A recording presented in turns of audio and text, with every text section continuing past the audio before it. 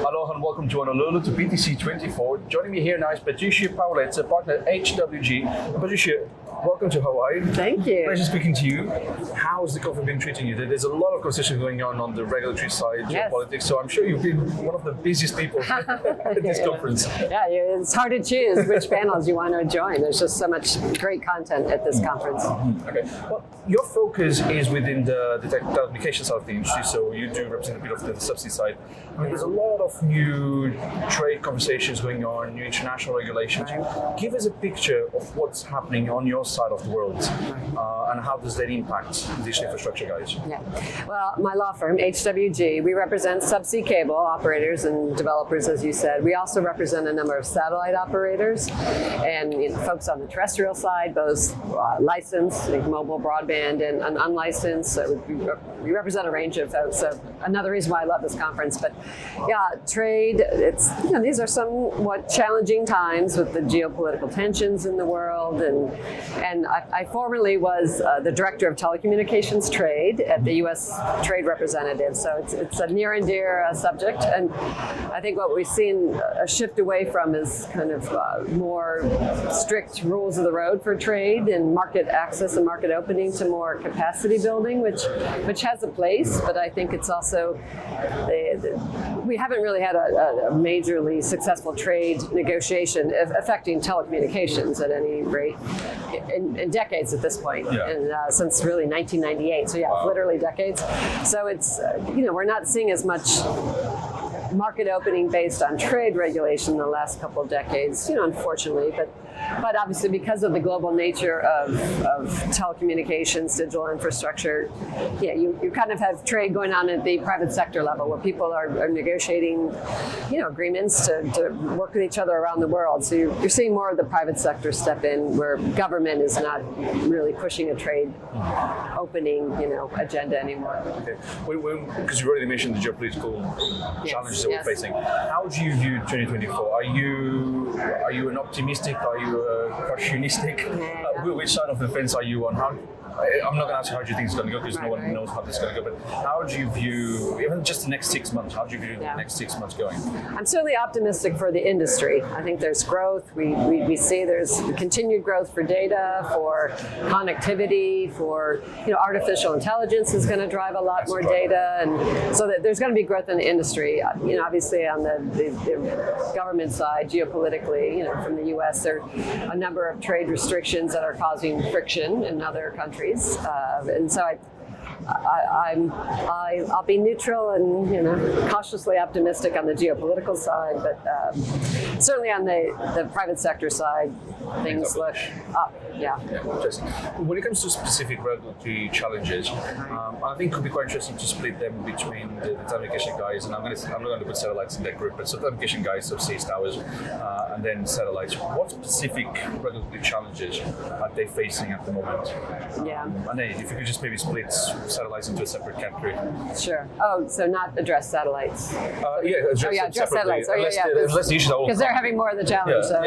Unless the issues are all coming. It's just because satellites have been coming up a lot more at this conference as well, and how they, instead of replacing or becoming the one part of the infrastructure to be deployed, they will just complement the infrastructure, the terrestrial. Yeah, absolutely, and it's the first time we've heard those more of those conversations. That's very true. And so I spent 4 weeks last month, or mid-November to mid-December, at the World Radio Conference, where a number of satellite issues and terrestrial spectrum issues were negotiated. And at that conference, you did see tensions, I'd say, between the non-geosynchronous satellites, the ones that have elliptical orbits and are closer to the Earth, so lower latency generally.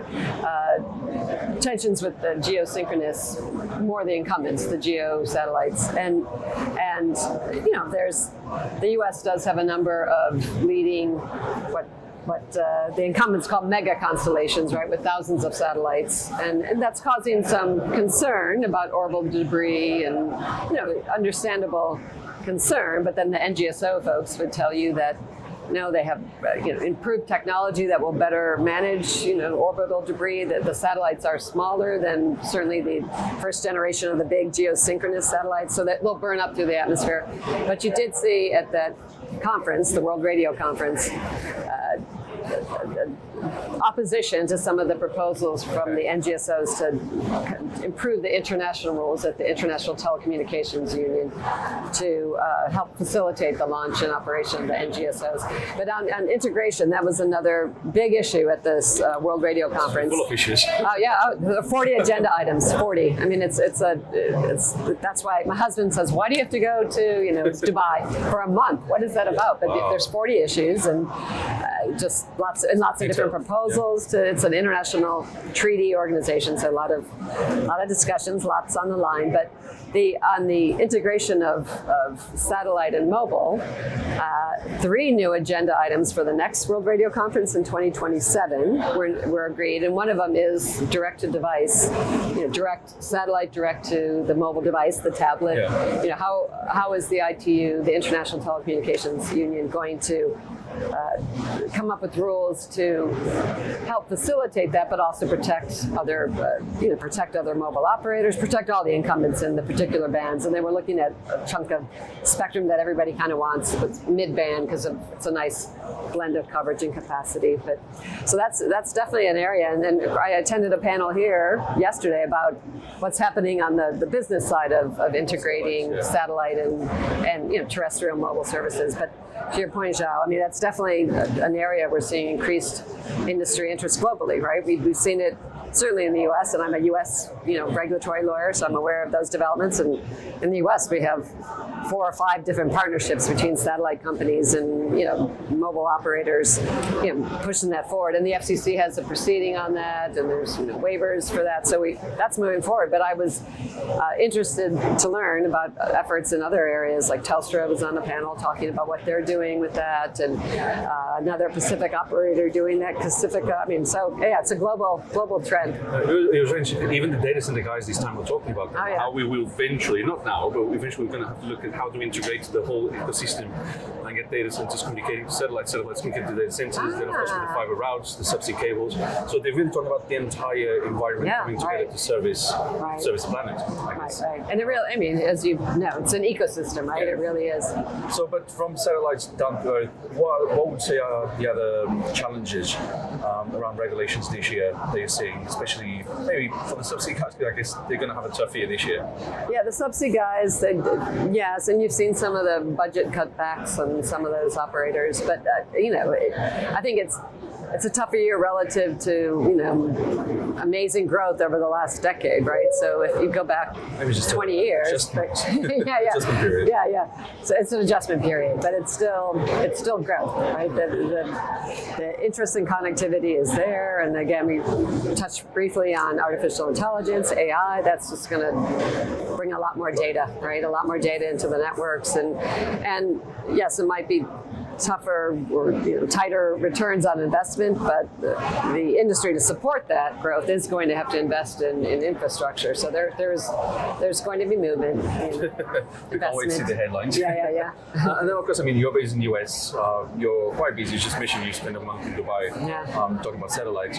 But how do you navigate yourself? How do you yourself navigate the regulatory landscape? And then of course, the FCC, tremendous organization in this country. So to put it in a nice way. Not every telecom lawyer says that. To put it in a nice way. How do you advocate for your clients in front of that? Because that's the move of an organization. That's the move, right? And I am a FCC alum, so I always have to be complimentary, because it is a great organization in that the people there are very dedicated to their work. And I went from the FCC to the trade representative to Congress, back in the private sector, and I really enjoyed my time at the FCC the best, because people are so dedicated to public interest. But they can be slow-moving at times. They can be frustrating. But I should say, I'm a partner at HWG, and I have wonderful partners, so I can brag about them, across the board. And we represent folks before Congress, and I think we've been been active in trying to push both the House and the Senate to focus more on wireless and satellite. I think we've been successful in that, and they haven't reauthorized auction authority. That's a bit of a Congress. The FCC certainly wants to do that, so that's been a problem. But at the FCC, we've been very influential in getting them to focus on more mid-band spectrum for Wi-Fi for unlicensed in the 6 gigahertz, and that's helped really the U.S. to be positioned very effectively to have the next generation of Wi-Fi out there. Wi-Fi 7 devices are already going to be in the market this year. They're already getting certified, and that's much more secure, lower latency, can connect more devices, much like the 3GPP 5G standard as well. But our firm, HWG, really pushed that at the FCC, so we were successful there. We've really kind of pushing the discussion at the FCC on the single. They have a very long term. They didn't use their own term, but basically the direct-to-device proceeding with the satellite. So I have to brag on my partners, and we're a very effective law firm in that space. From within your career, what's been one thing that's out of your advocacy, out of your work that you've done, that things have been influenced by you?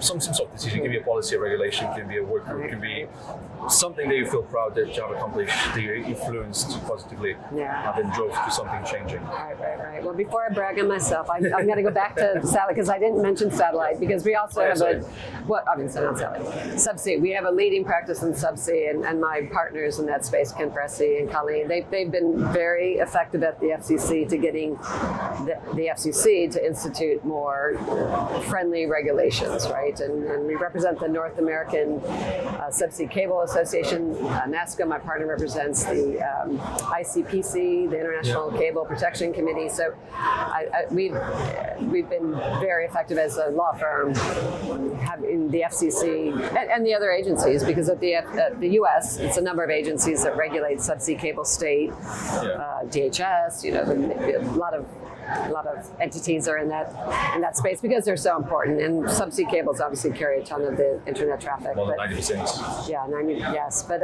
where have I been effective? I think I worked very hard at this conference last year for 4 weeks, and I am very proud of the outcome. And I was there for a number of different clients, and when you've got that many different clients from different spaces in the tech industry, it's challenging to manage all that. And my role was kind of the liaison with the government, and particularly the State Department and the FCC. And I think I was very successful in trying to, and succeeding at getting the conference to come to a place that was a great outcome, for the Wi-Fi industry, and for ensuring that Wi-Fi is going to be recognized in that mid-band spectrum, the 6 gigahertz spectrum, and now they'll have to go out. It's the ITU, so they just recognize it now. The companies are going to have to go out and fight market by market. But that was hard work, and I'm going to pat myself on the back for that. Well done, because so many times, so often, these conferences, they end up with no agreements. Right.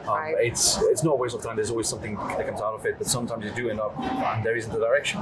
Now there's a roadmap for the next 3 years, which is quite interesting. Right. Because I'm conscious of time as well. So talk about HWGs just for briefly. What is the plan for the firm for the next 12 months?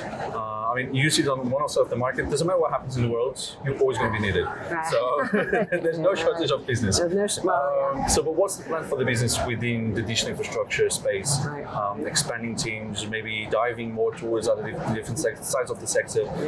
Give us a little bit of an unveiling of what's the heart. You said diving. You distracted me. I did get in a nice dive here in Hawaii. You did. But I managed to do that. But I will say, HWG, we are a boutique tech firm. So we are just in the United States. We're about 60 people, lawyers in the United States. We have a few regional offices really to accommodate, lifestyle of some of our partners. But so we are not global. But we, of course, telecom tech's an amazing space. We'll be, I think, more active in artificial intelligence because we have a data privacy practice and data protection practice. So I think that will be picking up. We do have an energy practice too, and of course we know energy drives digital infrastructure.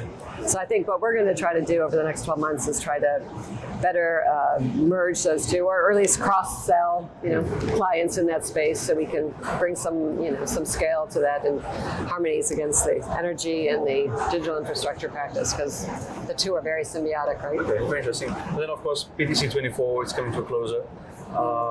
In 12 months' time, when we're back here in 2025, what do you think is one thing that's achievable that the industry needs to really get a grasp on and make it happen? What's your wish for something that needs to happen in the next 12 months?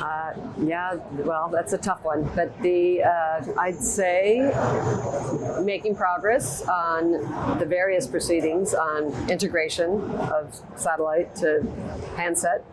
Those discussions are happening also in 3GPP, the standard setting body for the mobile industry. So hopefully in a year's time, we're going to see some progress on that.